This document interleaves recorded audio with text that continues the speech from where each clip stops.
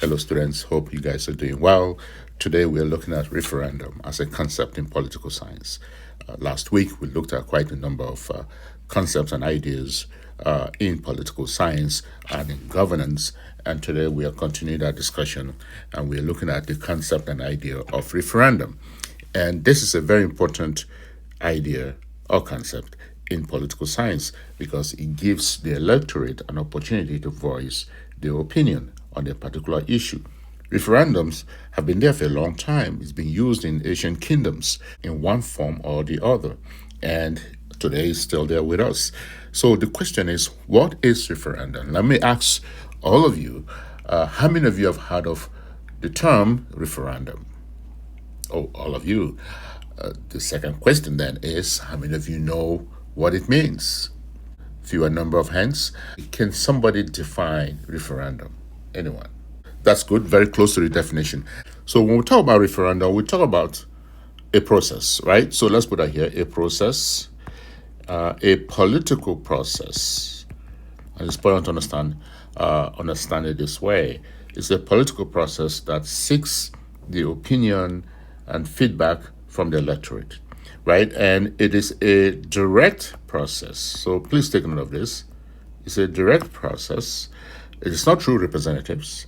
It's a direct process where the government goes to the electorate and say, what do you think about this issue, etc. Right? So by definition then, referendum is a vote by the voting population. Now, this is a key word here, the voting population. Now, why is that? Because not everyone votes in a society. In an election, not everybody votes. And if there are 25 million citizens in a country, not all 25 million citizens vote. Why is that? In a population of 25 million, let's say, you have minors, right? They don't vote. Children do not vote. And you have those who are incapable, right, of voting for one reason or the other.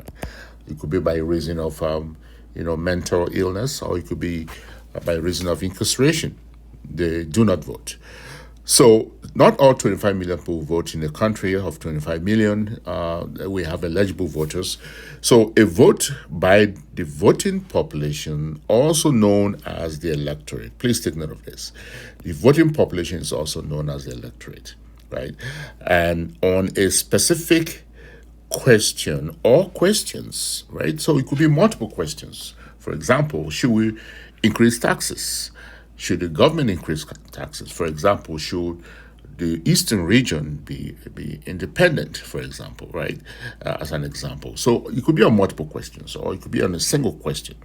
But a question that is put before the electorate to seek their opinion, directly to seek the opinion. And this is democracy at work. And this is a function of governance where the government is going directly to the people. And the people, as we know, are the government, essentially, because they elect the government and the government does their bidding. That is democracy at its functional peak, right? So a vote by the voting population, right? Pay attention to this, students. This is very important definition to understand the core concept of referendum. A vote by the voting population, also known as the electorate, on a specific question that is put before them.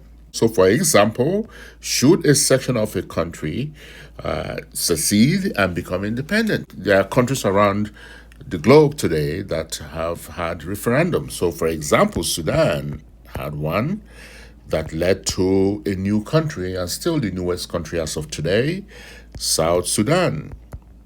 Right? There was a referendum that was asking the question, should South Sudan be an independent country?